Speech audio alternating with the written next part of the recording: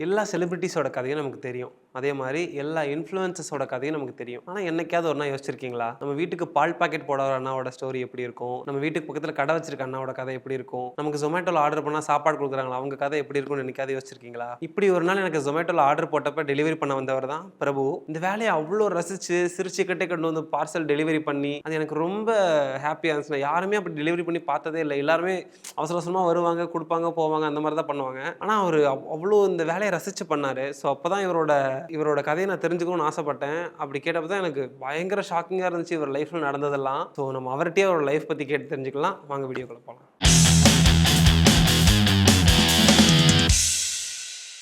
Hi bro. Hi bro. நீங்க யாரு? உங்கள பத்தி கொஞ்சம் சொல்லுங்க. என்னோட பேர் பிரபு. நான் வந்து கோயம்புத்தூர்ல இருக்கேன் இப்ப. ஓகே. இதுக்கு முன்னாடி எங்க உண்மையான ஊர் வந்து பாத்தீங்கன்னா உத்தமனூர்னு சொல்லுவாங்க. அங்க ஓகே. இருந்தவர். பிறந்த ஊர். பிறந்த ஊர் அங்க. Okay, okay. நான் வளர்ந்தது எல்லாமே வந்து பாத்தீங்கன்னா ஹாஸ்டல்ல தான் வளர்ந்தேன். சின்ன ஹாஸ்டல். வயசுல இருந்து எங்க அம்மா ஓகே. அப்பா வந்து 2 பேருமே இல்ல. ஓ! அப்பா வந்து சின்ன வயசுல இறந்துட்டாரு. Okay, okay. அம்மா வந்து நான் காலேஜ் படிக்கும்போது ஸ்டார்டிங்ல இறந்துட்டாங்க. டிப்ளமோ படிக்கும்போது. ஓ! அப்பா நீங்க பிறக்கறதுக்கு முன்னாடியே இறந்துட்டாங்களா? அப்பா நான் பிறந்து ஒரு 2 வயசுல இறந்துட்டாரு. எப்படி என்னாச்சு? அவரு கொஞ்சம் ட்ரிங்க்ஸ்க்கு அடிக்ட் ஆகி ஓகே, இதாயிட்டாரு. Okay, okay. இறந்துட்டாரு. அம்மா எப்படி ஆனாங்க? அவங்களுக்கு ஹார்ட் அட்டாக். அப்புறம் அப்பதான் உங்கள படிக்க வச்சதெல்லாம் யாரு? என்னை படிக்க வச்சது எங்க அம்மா வந்து 10th வரை படிக்க வச்சாங்க. Okay, okay. டிப்ளமோ வரும்போது எங்க மாமா அத்தை என்னை எனக்கு பார்த்துக்கிட்டாங்க. Okay, okay. அது மூலியமா வந்து நான் கொஞ்சம் கொஞ்சமா படிக்க ஆரம்பிச்சேன். டிப்ளமோ படிச்சு முடிச்சது அப்படிதான் படிச்சு முடிச்சேன். Okay, okay, okay. இப்போ என்ன வேலை பார்க்குறீங்க? இப்ப நான் போர்ட்டர் ஆப் ஓட்டிட்டு இருக்கேன். போர்ட்டர். ஆமா. Okay, okay. அது இந்த இல்லாம டெலிவரி பண்றது. டெலிவரி மாதிரி பண்ணிட்டு இருக்கேன். Okay, okay. இதுக்கு முன்னாடி நான் வந்து Zomatoல ஓட்டிட்டு இருந்திருக்கேன். Okay, okay. அதுக்கு முன்னாடி நான் நிறைய கம்பெனிஸ்ல வேலை பார்த்துட்டு இருக்கேன். ஓ! Super, Chennai super. மொபைல்ஸ்ல ஒர்க் பண்ணியிருக்கேன். ம். எல்என்டில ஒர்க் பண்ணியிருக்கேன். So okay. எல்லாமே கொஞ்சம் கொஞ்சமா ஒரு ஃபீல்டாக கற்றுட்டு வந்தேன். இதுக்கு முன்னாடி எடிட்டிங் ஆல்பம் டிசைனர் பண்ணுவேன். Okay, okay. ஸோ அந்த இதெல்லாம் மாதிரிலாம் எப்படி நீங்க கத்துக்கிட்டீங்க இது? ஆரம்பத்துல நான் டிப்ளமோ முடிச்ச உடனே கேக் வேர்ல்டுன்னு சொல்லிட்டு சென்னையில் ஒர்க் பண்ணிட்டு இருந்தேன். Cake world. Cake world. Cake கடை. கேக் கடை. Okay, okay. ஸோ 1 இயர் இங்கே சேல்ஸ் எக்ஸ்பீரியன்ஸ் இருந்தனால அதுக்கப்புறம் நான் சென்னை மில்ஸில் ஜாயின் பண்ணேன். ஓகே. அந்த ஃபீல்டு வந்து எனக்கு சென்னையில் வந்து அடிக்கடி லீவ் கொஞ்சம் போடுவேன். ம். ஊர் சைடு வந்துச்சுன்னா அந்த மாதிரி போக மாட்டேன் அதிகமாக. ம். கொஞ்சம் ஒரு வாரம் இடையில கேப் ஆகும்போது அவங்களே சரி ஓகே நமக்கு அது தோணும்ல. ஸ்டார்டிங்கில் டிப்ளமோ முடிச்சுட்டு வந்தனால அது கொஞ்சம் ஜாலியாக என்ஜாய்மெண்ட்டாக போயிடுச்சு. Okay, okay. ஸோ அதனால அப்படியே வேலையை விட்டு நின்றுட்டேன். ம். அப்பா, அம்மா இல்லாம வளர்ந்தனால நீங்க அது எப்படி கஷ்டமா இருக்குல்ல அது? வாழ்க்கையே ரொம்ப கஷ்டம்தான். என்ன பண்றது? எல்லா இடத்துலயுமே அடிபட்டு நம்ம வளர்த்துக்கிறத பொறுத்தா ம். இருக்குது. ஒவ்வொரு நாளும் நம்ம ஹாஸ்டல்ல படிக்கும்போது எல்லாருமே பார்த்தீங்கன்னா, சின்ன வயசுல படிக்கும்போது எல்லாரோட பேரண்ட்ஸும் வந்து பிள்ளைகள ம். கூட்டிட்டு போயிருவாங்க. Okay, okay. ஸோ எங்க பேரண்ட்ஸ்க்கு எப்ப லீவு அப்படின்னு கூட தெரியாது. ஸோ ம். அந்த மாரி ஒரு கஷ்டமான சூழ்நிலை தான். எல்லாருமே ஒரு காலாண்டு எக்ஸாம் முடியுது அப்படின்னா, ஓகே, ஓகே. தெரியும் அவங்கவங்க பேரண்ட்ஸ் வந்து எல்லாத்தையும் கூட்டிட்டு போயிருவாங்க. ம். அந்த டயத்துல எங்க பேரண்ட்ஸ்க்கு தெரியாது. ஓகே, பரீட்சை ஓகே. முடிஞ்சுச்சுன்னே தெரியாது. ஓகே. அந்த மாரி டயத்துல என்ன பண்ணுவாங்க அப்படின்னா, ஹாஸ்டல்ல வந்து சாப்பாடு எதுவுமே இருக்காது. ம். ஸோ எங்க பேரண்ட்ஸ் எப்போ வருவாங்க நானும் வெயிட் பண்ணிட்டே இருந்திருக்கேன் ஒரு காலத்துலலாம். ஓகே, அதுவும் ஓகே. இல்லாம வந்து அப்ப சமைக்கவும் மாட்டாங்க. ம். ஸோ அங்க சாப்பாடு எக்ஸ்ட்ரா இருக்கிற சாப்பாட தான் நான் அடிக்கடி தண்ணி கஞ்சி மாரி ஊத்தி சாப்பிட்டுட்டு இருந்திருக்கேன். 2, 3 நாள் சாப்பிடுவேன். ஓ! அதுக்கப்புறம் டிலே ஆயிடுச்சுன்னா, வார்டன் சார் வந்து ஒரு 2, 3 நாள் கூட்டி போய் வீட்ல சாப்பாடு குடுப்பாரு. ஓகே. ஸோ அப்படியே இதனால தான் நல்லா போயிட்டு இருந்துச்சு. ம். அம்மா என்ன வேலை பார்த்துட்டு இருந்தாங்க அதுக்கு முன்னாடி? அம்மா வந்து நார்மல் விவசாயம் தான் பார்த்துட்டு இருந்தாங்க. அதுக்கப்புறம் இந்த செங்கக்கல் தூக்க போவாங்க. Okay, okay. செங்க சூளையில வேலை பார்ப்பாங்க. ம். ஸோ அப்படி வேலை பார்க்கும்போது ஒரு நாள் மட்டன் சாப்பிடக்கூடாது.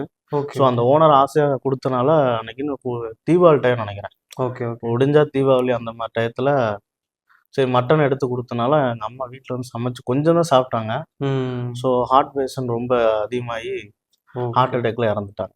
உங்க அம்மாவ நீங்க எவ்வளோ மிஸ் பண்றீங்க? அவங்க இருந்தப்போ எங்க அம்மாவோட அந்த ஞாபகங்கள்லாம் உங்களுக்கு இருக்கா? அந்த சின்ன எனக்கு வயசுல? அடிக்கடி சின்ன வயசுல எங்க அம்மாவ நெனச்சு அடிக்கடி எனக்கு அழுகை வரும். Okay, okay. ஸோ அந்த நெலைமைய நான் யோசிச்சு பார்க்கும்போது ரொம்ப கஷ்டமா இருக்கும்.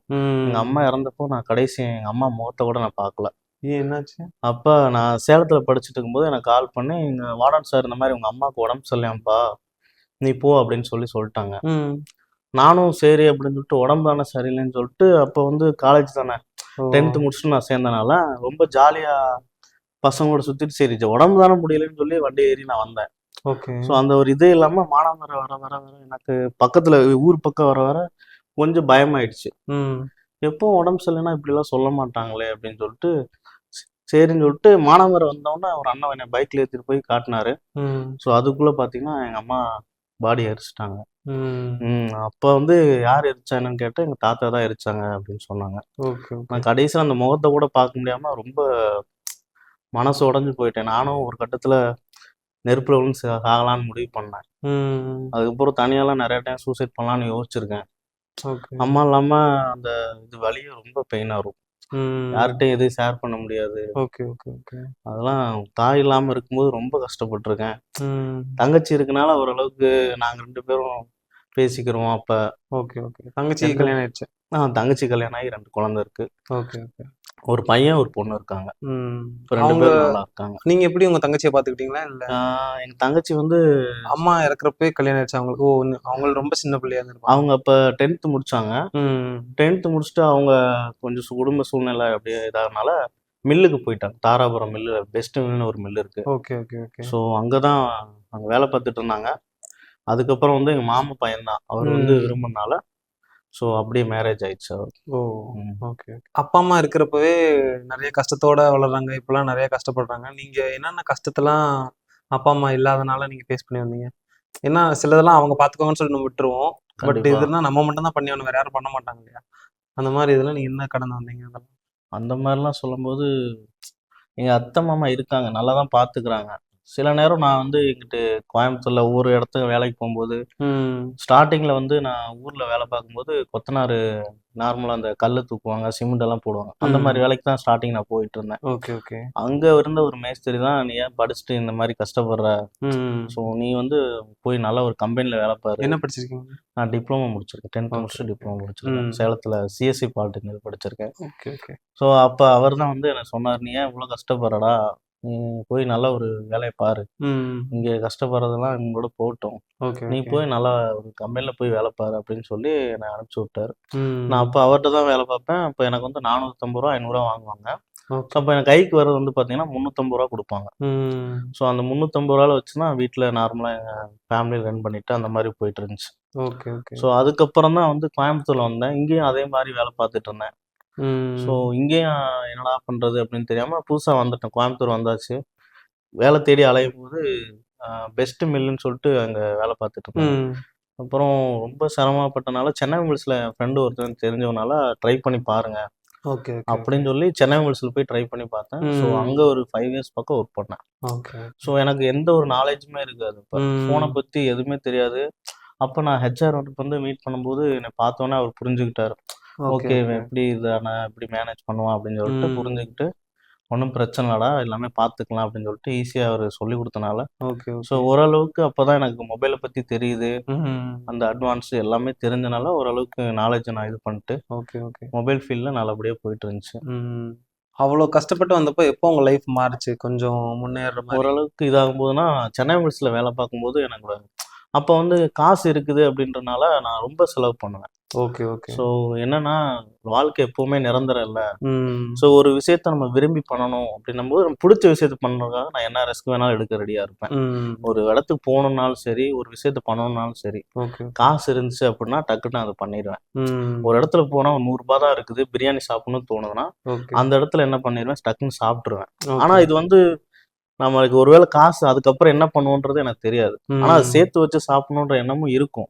பட் ம். அந்த நேரத்துல எனக்கு மைண்ட்ல என்ன படுது, சாப்பிட்டா அதுக்கு சந்தோஷமா இருப்போமா, ஓகே. ஓகே அப்படின்னு சொல்லி சாப்பிட்டுருவேன். ம். அதுக்கப்புறமேட்டுக்கு நான் காசு ரெடி பண்ணிருவேன். ஓகே, எப்படியா ஓகே. இருந்தாலும் எனக்கு ஒரு சிச்சுவேஷன்ல பண்ணணும்னு நெனச்சா போகும்போது பண்ணிரணும். பண்ணணும்னு நெனச்சா பண்ணிறணும். ஓகே. ஏன்னா காச வச்சுக்கிட்டே இருப்போம்.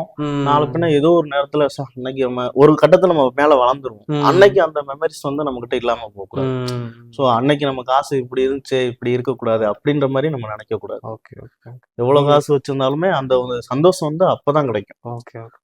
அதனால நீங்க தான். படிச்சதெல்லாம் நீங்களே காலேஜ் டைம்ல நீங்களே ஃபீஸ் கட்டி படிச்சீங்களா? இல்ல காலேஜ் டயத்துல வந்து நான் வந்து ஹாஸ்டல்ல படிச்சனால கேனேஜ்ன்னு சொல்லுவாங்க. ஓகே. ஸோ அவங்க வெளிநாட்டுல இருந்து எனக்கு கொஞ்சம் ஃபண்ட் அனுப்புனால எங்க வார்டன் கட்டுவாங்க. Okay, okay. ஸோ சின்ன சின்ன பீஸ் இருக்கும்போது என்ன பண்ணுவேன்னா, நான் காலேஜ் டயத்துல நானே தினகரன் சொல்லிட்டு நைட்டுக்கு வேலைக்கு போவேன். நைட்டு பேப்பர் பேப்பர் போடுறது. வந்து ஓ! கட்டணும், பேப்பர் தூக்கிட்டு போணும். Okay, okay, so okay. Dinakaran கம்பெனில வேலைக்கு போயிட்டுருப்பேன். ம். அங்க வந்து பார்த்தீங்கன்னா, பார்சல் பண்ணி கொண்டு ஓகே, போய் ஓகே. குடுக்குறது அந்த மாரி. அந்த மாதிரி கட்டி சின்ன சின்ன திங்ஸ் எல்லாம் எல்லாமே எங்க மாமா கிட்ட கேட்க முடியாது. ஸோ அவங்களும் விவசாயம் தான் பண்றாங்க. ஓகே. அதனால அந்த டயத்துல வந்து நான் சின்ன சின்ன திங்ஸ் ஷூ வாங்கணும், செருப்பு வாங்கணும் அந்த மாதிரினாலும் நான் வாங்குவேன். அதே மாதிரி எனக்கு காலேஜ் டயத்துலயும் நல்லா நிறைய பேர் மேம்லாம் சப்போர்ட் பண்ணி கொடுத்தாங்க. Okay, okay. ஸோ ஏதாவது ஒன்றா கேளு பிரபு அப்படின்னு சொல்லுவாங்க. ஸோ ம். அந்த மாதிரிலாம் நிறைய பண்ணியிருக்காங்க help. உங்களுக்கு கல்யாணம் ஆயிடுச்சு. கல்யாணம் ஆயிடுச்சு. இப்போ ஒரு பையன் இருக்கான். ஓகே. ம். என்ன பெரிய பையனா? இல்ல இப்பதான் ஒரு 11 மாசம் பக்கம் ஆக எப்போ போகுது. கல்யாணம் ஆச்சு உங்களுக்கு? எனக்கு 2023ல கல்யாணம் ஆச்சு மே மாசம். Okay, okay. ம். ஒரு வருஷத்துக்கு முன்னாடி. ஒரு வருஷத்துக்கு முன்னாடி கல்யாணம் ஓகே, ஆயிடுச்சு. ஓகே. அது எப்படி தனியாவே இருந்துட்டு வந்துட்டு திடீர்னு கல்யாணம் ஆகும் எப்படி நீ ஃபீல் பண்றீங்க நீங்க? ஃபர்ஸ்ட் ஆஃப் ஆல் நான் பொண்ணு பார்க்க போகும்போது எனக்கு இன்ட்ரெஸ்டே இல்லை. அதாவது என் வாழ்க்கை எப்படின்னா நான் நினைச்சேன் அப்படின்னா, ஆரம்பத்துல வந்து நமக்கெல்லாம் கல்யாணம் ஆக போதா அப்படின்னு நினைப்பேன். ஸோ இவ்வளோ கஷ்டப்பட்டு இவ்வளோ வந்து கஷ்டப்பட்டு நினைச்சோம். அந்த வாழ்க்கை வந்து எங்க அம்மா இறந்த உடனே அதுக்குள்ள நம்ம இறந்துருவோம் அப்படின்ற ஒரு மைண்ட் செட் எனக்குள்ள வந்துருச்சு. இதுக்கப்புறம் நமக்கு லைஃப் இருக்கா அப்படின்லாம் நிறைய டைம் தோணும். ஓகே. ஸோ நமக்குன்னு கல்யாணமா நடக்குமா அப்படின்ற ஒரு எண்ணமே எனக்கு ஃபர்ஸ்ட் ஆஃப் ஆல் இல்லை. ஆனா எங்க மாமா அத்தை எல்லாருமே ரிலேஷன் எல்லாருமே வந்து நீ கல்யாணம் பண்ணிக்க, ஒரு கரெக்டான ஜாப்ல உட்காந்துட்டோம் அப்படின்னா அடுத்து மீறி வீட்டில் பொண்ணு பார்க்க ஆரம்பிச்சாங்க. Okay, okay. ஸோ அந்த மாதிரி பொண்ணு பார்க்கும்போது நிறைய ரிஜெக்ஷன்லாம் வந்திருக்குது. ஆள் ரொம்ப குட்டையா இருக்காப்புல, ஓகே. ஹைட் இல்லை, ம். சொந்த வீடு இல்லை, எல்லாமே வந்து ரொம்ப கஷ்டமா தான் இருக்கும் ஒவ்வொரு டைம் நம்ம அம்மா அப்போ கேட்கும்போது. இருந்த வீடும் அம்மா அப்பா இருந்த வீடு வந்து பக்கத்துல வேற ஒருத்தவங்களோட இடம்னால ஓகே, ஸோ ஓகே. அதை அவங்க இது பண்ணாங்க. அப்பாவோட சரி, இடம் சரி. இருக்குது. ஸோ அங்க வீடு இருக்குது, அங்க இடம் இருக்குது. நார்மலான அந்த கவர்மெண்ட் ஸ்டார்டிங்ல கட்டி கொடுத்துருப்பாங்கல்ல, ஓகே, ஓகே, ஸோ அந்த மாதிரி வீடு இருக்கு. ஆனா இடம் மட்டும் இப்போதைக்கு இருக்குது, அது நாங்க எதுவும் பண்ணல. ஓகே. ஸோ ஃபியூச்சர்ல ஏதாவதுனாலும் அங்க வேணாலும் கட்டுற மாதிரினா கட்டிக்கிறோம் அப்படின்னாலே வெட்டு வச்சிருக்கோம். ஓகே. ஸோ இப்போ கோயம்புத்தூர்ல தான் வாடகைக்கு இருக்கோம். ம். மேக்ஸிமம் வந்து கல்யாணம் ஆன போது நான் கிட்டத்தட்ட ஒரு 7-8 பொண்ணுக்கு மேல பார்த்துருப்போம். ம்.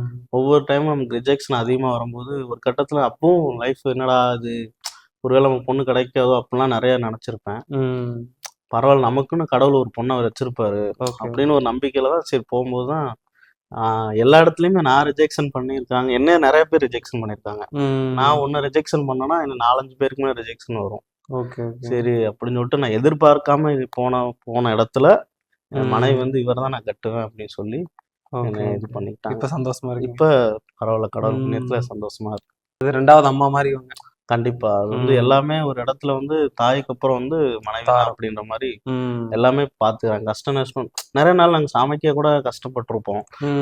மாவு வாங்கி காலையில மதியம் நைட்டு அந்த மாதிரிலாம் வாழ்க்கை ரன் பண்ணியிருப்போம். ஸோ அந்த ஜேர்னி வந்து போக போக கஷ்டப்படுவோம். ஆனால் நம்மளோட வாழ்க்கை வந்து மாறுன்றது எனக்கு முன்னாடியே தெரியும். ஸோ இப்போ நம்ம கஷ்டப்படுறோம்னா பின்னாடி நம்ம வாழ்க்கை மாறிடும். இப்போ நம்ம ஒவ்வொரு கஷ்டப்படுறதுக்கும் ஒவ்வொரு பின்னாடி ஒரு பலன் இருக்கும். அதே மாதிரி அதுக்குண்டான எஃபெக்ட் நான் போட்டுட்டு தான் இருக்கேன். முடிஞ்ச அளவுக்கு இப்போ ஒரு ஜாப் இன்டர்வியூ நான் அட்டன் பண்ணியிருக்கேன். ஸோ அது ஓகே ஆகிடும்னு சொல்லியிருக்காங்க. ஸோ அதுக்காக தான் வெயிட் பண்ணிட்டு இருக்கேன். ஓகே.